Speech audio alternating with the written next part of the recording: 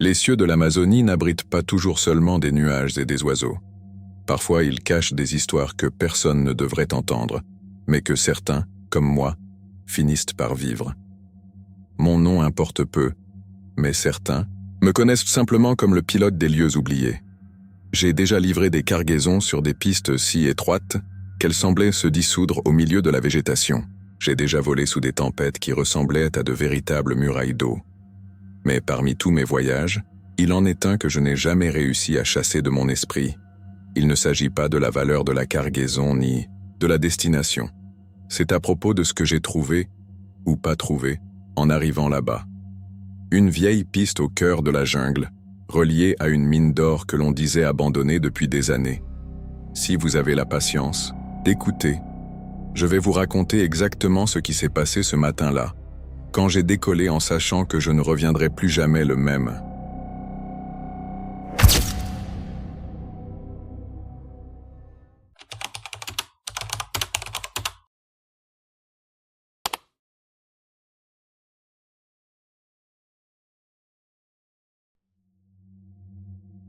Le bruit sourd de coups frappés à la porte me tira du sommeil. L'horloge indiquait un peu après 4 heures du matin. L'humidité de l'aube rendait l'air lourd, et l'odeur de terre mouillée envahissait déjà la maison. J'ouvris la porte et vis un homme grand et maigre, portant un large chapeau qui dissimulait une bonne partie de son visage. Il ne se présenta pas, se contenta de me tendre une grande enveloppe brune et épaisse. Le poids des billets à l'intérieur ne laissait aucun doute. Il me dit qu'il voulait que j'emmène du carburant et des vivres jusqu'au site minier de Santa Esperanza. Ce nom me fit hésiter un instant. Je connaissais l'endroit. Du moins, je connaissais ce qu'il avait été des années auparavant. Une piste de sable clair au cœur de la forêt, quelques baraques et un dépôt improvisé. Mais cela faisait longtemps qu'il était à l'abandon. La jungle avait sûrement déjà avalé la moitié de la piste. Je lui demandai pourquoi envoyer du matériel là-bas. Il répondit d'une voix ferme et sans émotion que des gens m'y attendraient. Rien de plus.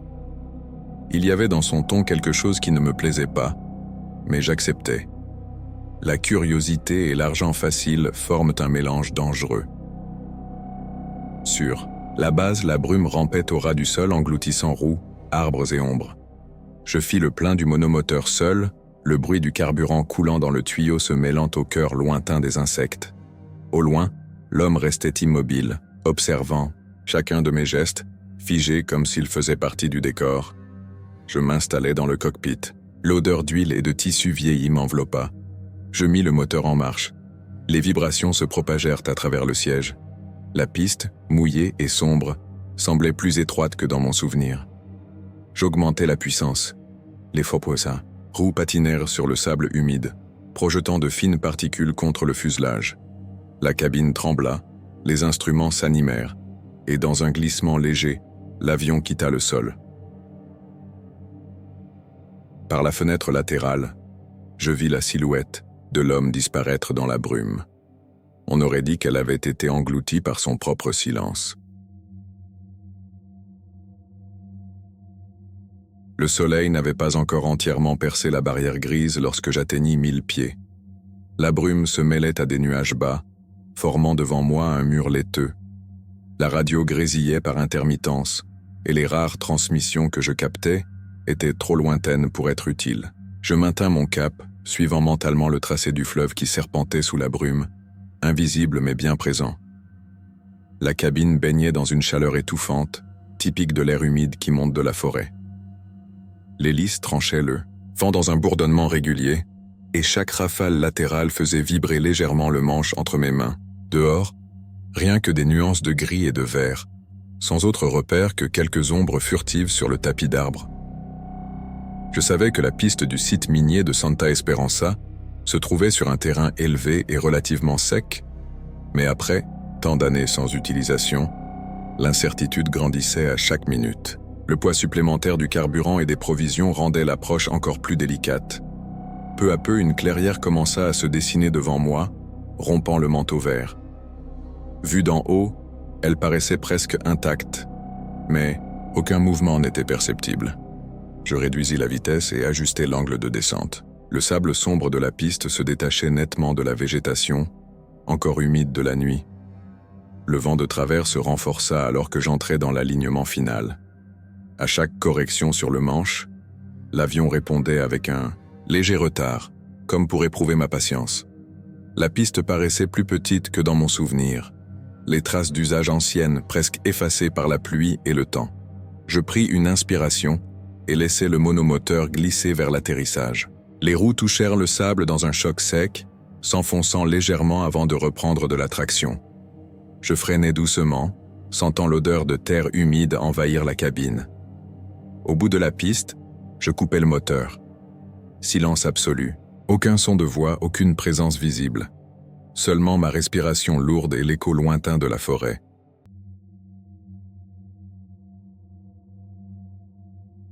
J'ouvris la porte de l'avion et l'air lourd de la jungle m'enveloppa comme une couverture humide.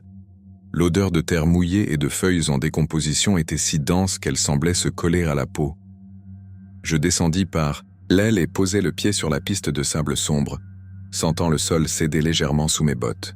Le silence était presque total. Seul le bourdonnement lointain des insectes et le chant isolé d'un oiseau résonnaient entre les arbres. Je regardais vers les deux extrémités de la piste. Personne. Pas une âme. La clairière semblait abandonnée, mais le sable portait des marques récentes de pneus comme si un véhicule y était passé il y a peu. Je marchais jusqu'au début d'un sentier ouvert dans la végétation, les herbes couchées trahissant un passage récent. J'avançais prudemment, l'oreille tendue au moindre bruit. Les hautes feuilles se refermaient au-dessus de ma tête, filtrant la lumière et rendant l'air encore plus étouffant. Après quelques mètres, j'aperçus les premiers signes du camp minier.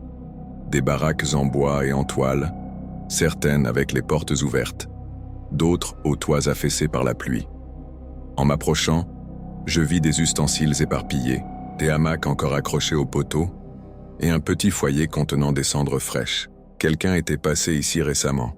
Pourtant, le silence avait quelque chose de troublant. Aucun moteur, aucun cri, aucun son de travail. Seulement, de temps à autre, un craquement venant de la forêt, comme si des branches se brisaient avec précaution. Je tournai la tête vers le bruit, mais rien ne bougeait. Peu à peu, la sensation d'être observé s'installa, sourde et persistante. Je fis encore quelques pas, m'arrêtant devant un hangar en bois. La porte était entr'ouverte, oscillant légèrement sous la brise. Un grincement doux retentit et l'espace d'un instant, je crus entendre quelque chose se traîner à l'intérieur. Mais en m'approchant, le bruit cessa. Je pressai le pas, décidé à explorer plus avant. Quelque chose dans cet endroit ne tournait pas rond, et à chaque minute qui passait, l'absence de toute présence humaine me paraissait plus menaçante que n'importe quelle rencontre.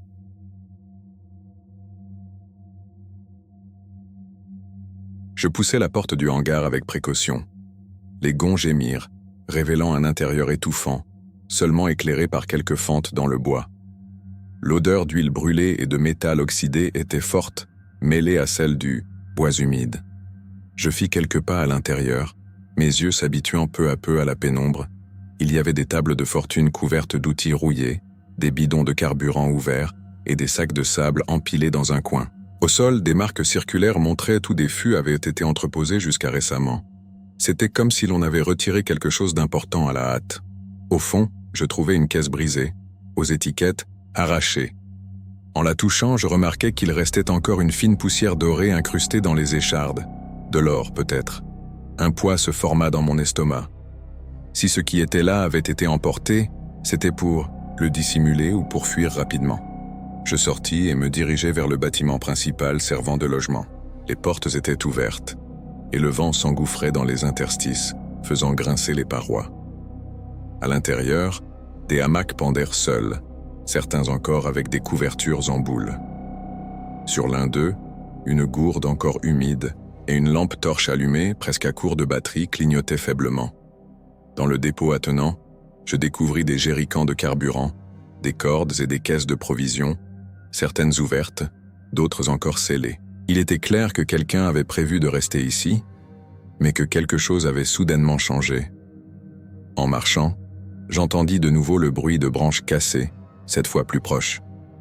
Je m'arrêtai, cherchant à localiser la source. Aucun mouvement visible, seulement l'écho étouffé de pas légers s'éloignant vers la forêt. La sensation d'être suivi s'intensifia, rendant chaque ombre plus lourde, plus menaçante. Je balais les alentours du regard. Tout le camp semblait figé dans le temps, comme si tout avait été abandonné en quelques minutes. J'accélérai le pas, sentant que je me rapprochais de la véritable raison pour laquelle on m'avait envoyé ici.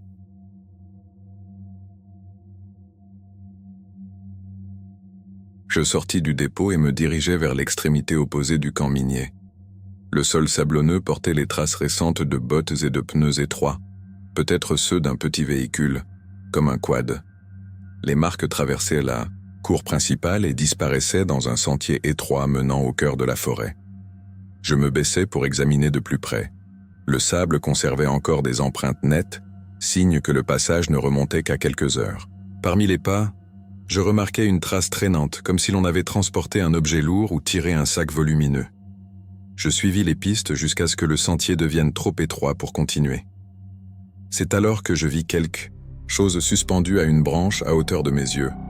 Un morceau de tissu blanc soigneusement noué, taché d'huile et de terre. Au centre, un petit paquet enveloppé dans du plastique. Je l'ouvris avec précaution. À l'intérieur, un bout de papier sale et froissé, portant quelques mots écrits au crayon. « Repars par le même chemin. Ne te retourne pas. » Je glissai le billet dans ma poche, sentant le poids de ces mots. En me retournant pour repartir, j'aperçus au sol, à moitié recouvert de feuilles, une cartouche de gros calibre, encore brillante comme si elle avait été déposée récemment. Le silence autour de moi semblait plus dense, et même le chant des oiseaux s'était interrompu. Le chemin du retour vers le centre du camp me parut plus long. Les ombres s'étiraient, et la sensation d'être observé se renforçait à chaque pas. Le billet semblait brûler dans ma poche, et je commençais à me demander si cette cargaison était réellement la raison de ma venue ici, ou seulement un prétexte pour quelque chose que je ne comprenais pas encore. Lorsque j'aperçus, au loin la piste de sable, je sus que la décision concernant ma prochaine action ne pourrait plus attendre bien longtemps.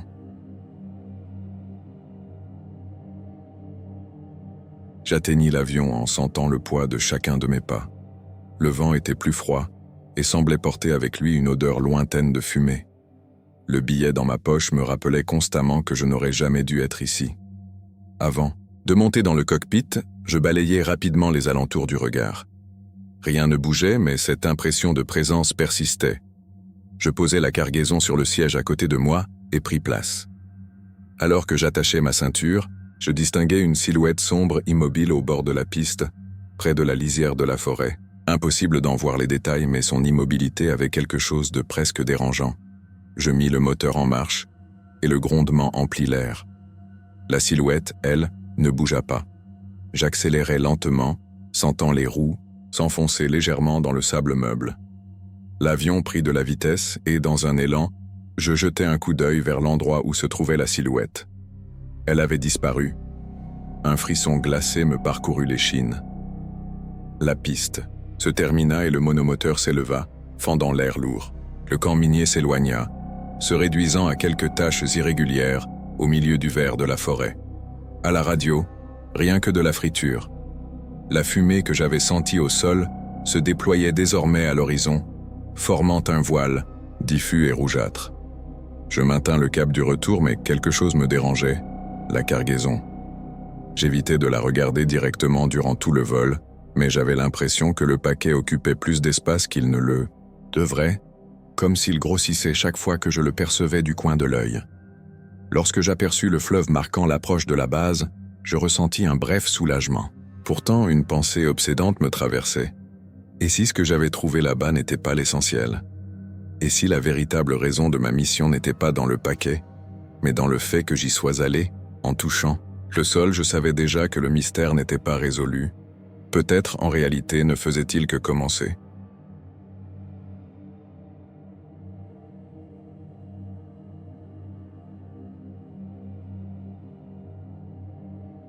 C'est ainsi que se termine l'histoire.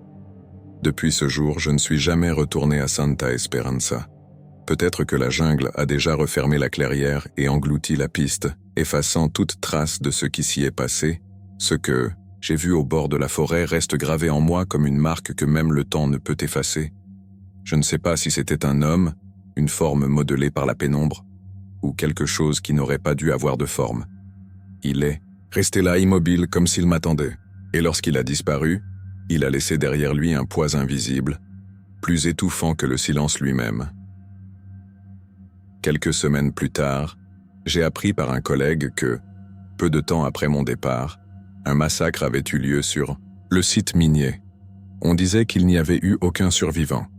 Certains parlaient d'un règlement de compte, d'autres d'une querelle autour de l'or. Mais il y en avait aussi qui juraient que ce n'étaient pas des hommes qui en étaient responsables. Depuis, chaque fois que je survole les cieux amazoniens et que je regarde vers le bas, j'ai la sensation que cet endroit est toujours là, à m'observer. Et j'ai cette étrange certitude que si un jour je me posais à nouveau sur cette piste, il se pourrait bien que je ne reparte jamais.